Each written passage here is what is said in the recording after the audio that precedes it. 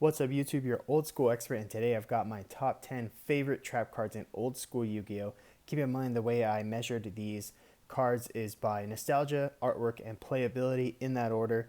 So let's get to it, and I'm going to show you my top 10 favorite trap cards in old school Yu-Gi-Oh! Starting with the number 10 card, it is definitely Trap Hole. So it was really hard to put these 1 through 10 because I love all of these cards so much.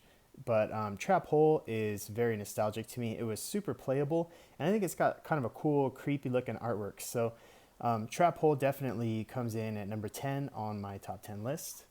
And so number 9, we've got a common, which is Secreto Armor. And a lot of people might not have guessed that this would be on here, but I really like this card because it doesn't have the most nostalgia to me, because Dark Crisis wasn't a very nostalgic set in my opinion. I know a lot of you do really like that set, so I respect that. But playability and artwork. So playability, this card was amazing. This card was so playable, especially for broke ass kids like me who couldn't afford Mirror Force all the time. I mean, I had a Mirror Force and I traded it away, got another one, it got stolen. So like I didn't always have a Mirror Force in my deck. And this card, when it finally came out, kind of supplemented that. We called it Mini Mirror Force because it was just so good. It only destroyed one monster, but often with Mirror Force, you only destroyed 1 or 2 monsters. You didn't have an opportunity to destroy more than that, even though it could. So this card was really useful, and of course it was cheap. So, and the artwork's pretty sweet if you look at it. So, Secreto Armor at number 9. Number 8, we've got Imperial Order. Imperial Order has some really cool holographics. I wish they made a little bit more of the card hollow. Maybe like the background, like the sky or the clouds would have been sweet. But it still looks pretty cool. And this card, so in terms of nostalgia, it's pretty nostalgic. It was the first trap card ever to be a secret rare. I think it was the first non-monster card to be a secret rare. And playability, geez, this card, even today, even though they've errated it and brought it back off the ban list, it's still extremely playable and a really good card. Not quite as powerful as it used to be with this old text on it, but this card is just so incredible. I love it, and it brings back a ton of good memories. So Imperial Order at number 8. At number 7, we got Spellbinding Circle.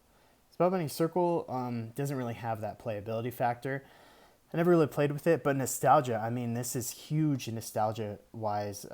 It was in the anime, they used it, and it's what holds Exodia in the TCG, not the OCG, but in the TCG artwork, this is what binds Exodia and keeps him from, I guess, being just insanely powerful.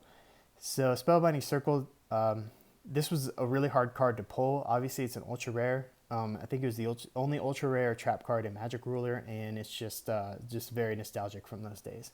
So number 7, Spellbinding Circle.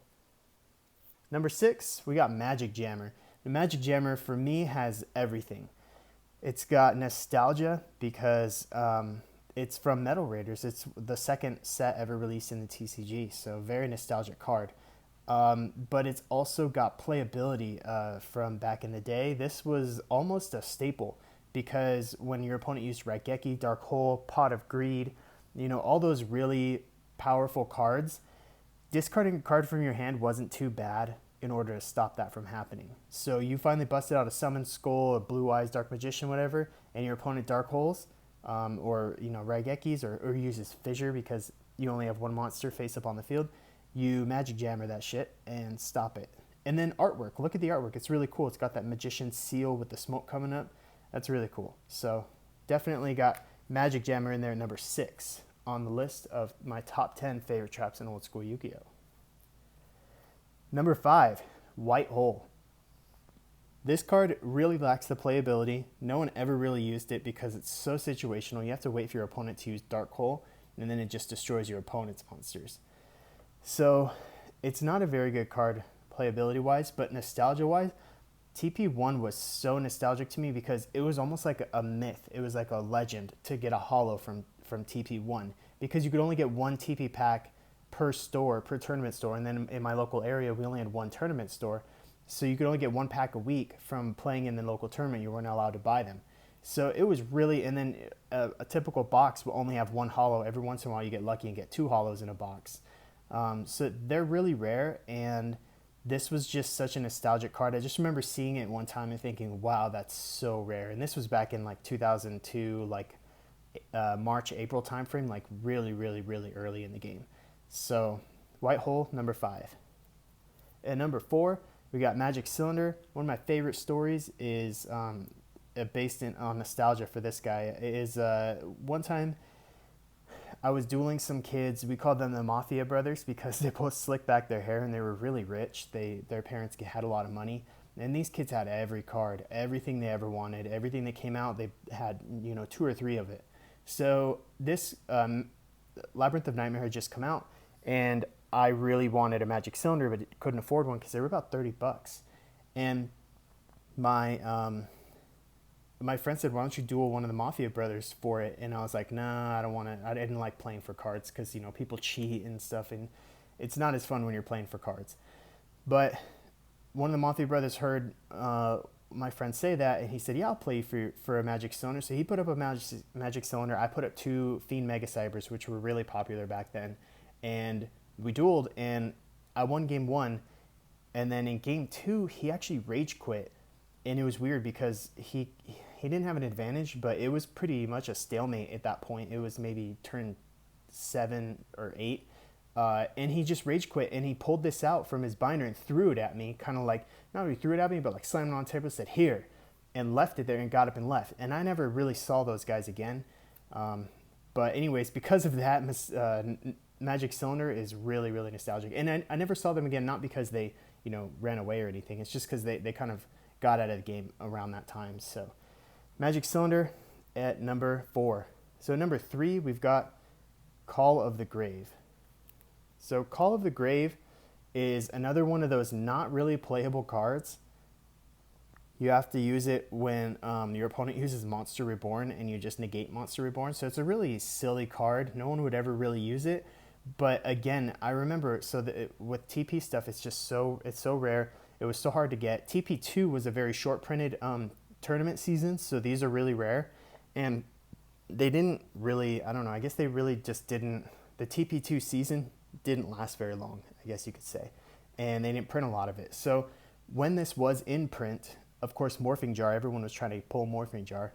And I pulled one of these. And I was like, wow, this was the first holo I had ever pulled out of a tournament pack. And I always got a tournament pack. Every week I got tournament pack. We were allowed to get any one pack, but I always chose tournament pack. So anyways, really nostalgic card. And the artwork is so creepy. I love it. It's just great. So Call the Grave is one of my favorite trap cards of all time.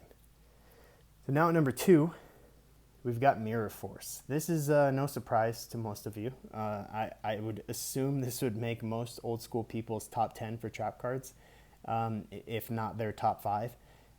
Mirror Force it was such a staple. It was such an amazing card, and it just saved your ass so many times. Probably in the deck, one of the top 3 most powerful cards, along with like Raigeki and Monster Reborn, Dark Hole, those kinds of cards.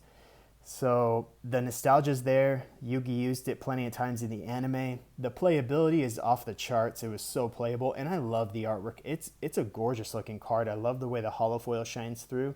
It's just it's a gorgeous card. So Mirror Force is number 2 on my list. So before we go to number 1, I always do honorable mentions. So I've got 2 of them here. We got Call the Haunted. This card almost made it to number 1, to the top 10. But it didn't quite make the cut. I love this card. It's super nostalgic. It's really cool. The artwork's pretty cool. I think the OCG artwork is better, but it was extremely playable. It's still, you could still play this today. It wouldn't be that bad of a card.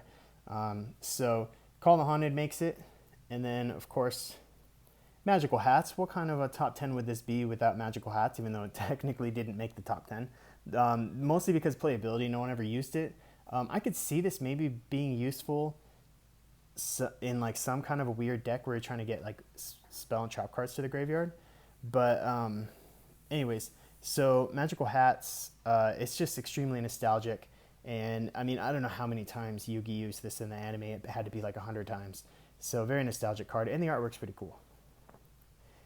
So that's the honorable mention. And number 1, the number 1 card, my favorite trap card of all time, including my favorite trap card of old school Yu-Gi-Oh!, is Solemn Judgment.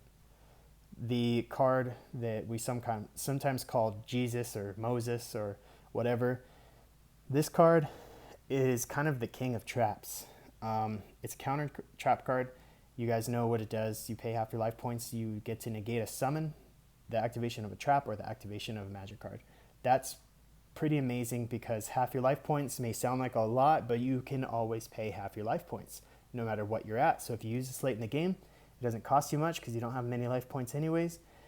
And when this first came out, it wasn't really used. There wasn't really a need for it. You'd rather use Magic Jammer, you'd rather use 7 Tools of the Bandit, Horn of Heaven, whatever, because the costs are less. But as the game progressed and life points became less important, this card became very powerful.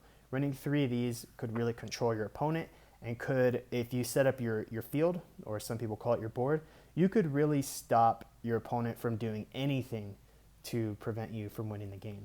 So Solemn Judgment also has incredible artwork. It's a beautiful card. It's nostalgic. It's playable. It's number 1 on my list. It is my favorite trap card of all time. So that concludes my list, guys. I hope you enjoyed it. Hope you stuck around for the end. Let me know in the comments what some of your favorite trap cards are. And honestly, if you think any of these were a surprise, I would like to know in the comments section which one you were surprised to see on my top 10. So thanks for watching, guys. Sorry I kind of dragged it along. So again, thanks for watching. And as always, stay tuned for more awesome Yu-Gi-Oh videos.